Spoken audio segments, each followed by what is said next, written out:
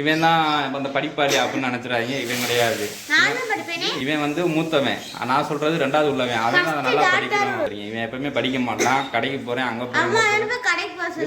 நாளைக்கு எக்ஸாம் இருக்கு, பிள்ளைய கடைக்கு அனுப்பியிருக்கு. அப்புறம் மார்க் வரலன்னு சொல்லி பிள்ளைய போட்டு அடிக்கிறது. பாத்தீங்களா, இதுக்குதான் பொண்டாட்டி எப்பயுமே வாயை கொடுக்க கூடாது. இவன் படிக்க மாட்டான். இவனை பத்தி இந்த ரூம்ல தான் இருக்கான்.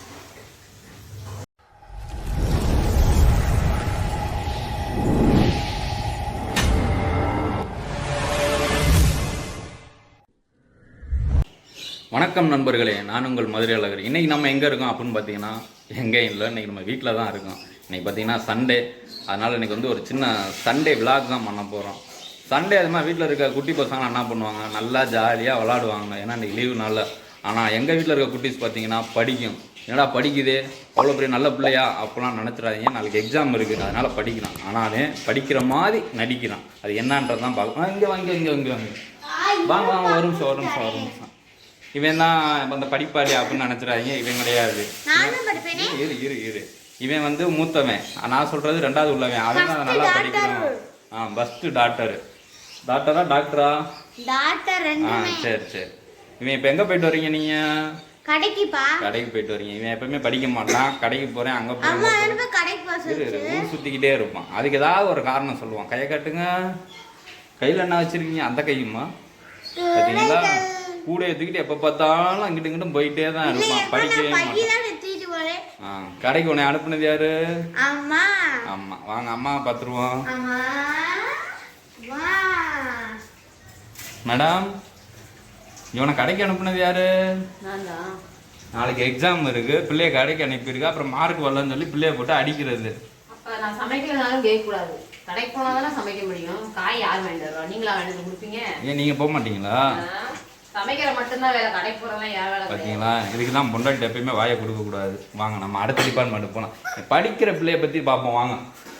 இவன் படிக்க மாட்டான். இவனை பத்தி பாத்தியா? சரி, ஒரு நிமிஷம் அமைதியாரு. விஜயா எப்படி படிக்கிறத நம்ம பார்க்க போறோம். இந்த ரூம்ல தான் இருக்கான்.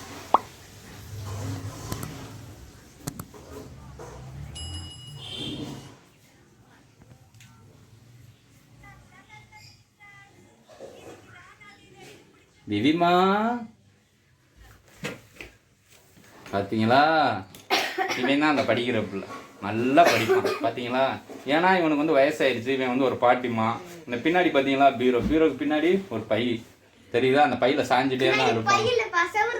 பார்த்தீங்களா, இப்படிதான் அகராதியாக பேசிக்கிட்டு இருக்காங்க. படிக்க மாட்டாங்க.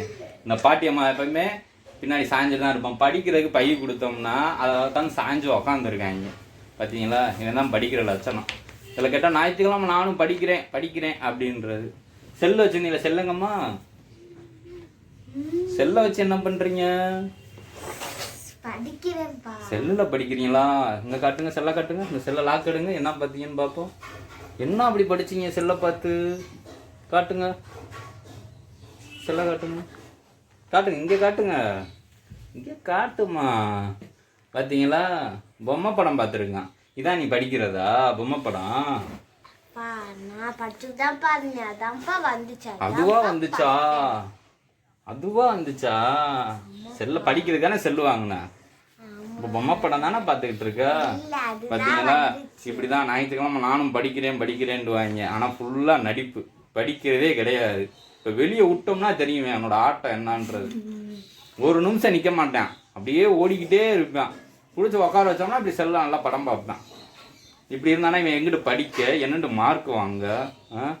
இது இந்த வீடியோ எடுத்து வச்சிருக்கேன். அந்த பேக்கில் சாஞ்சு உக்காந்து இருந்தல, செல்ல படம் பார்த்தல, உங்கள் மிஸ்ஸுக்கு அனுப்புகிறேன் வீடியோவை.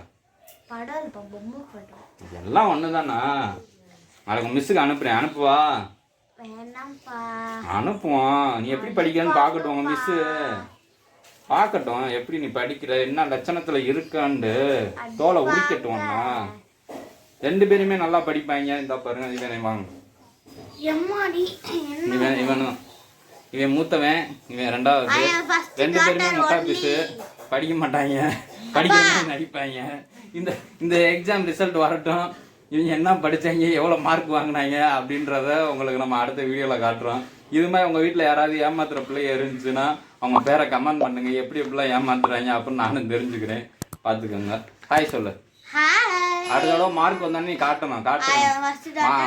மார்க் வந்தோடனே காட்டுவாங்க. அவள் பார்த்து தெரிஞ்சுக்கணும் என் லட்சணம் என்ன அப்படின்றத. இதோட இந்த வீடியோவை முடிச்சுக்கலாம். வேற ஒரு வீடியோவில் பார்க்கலாம்.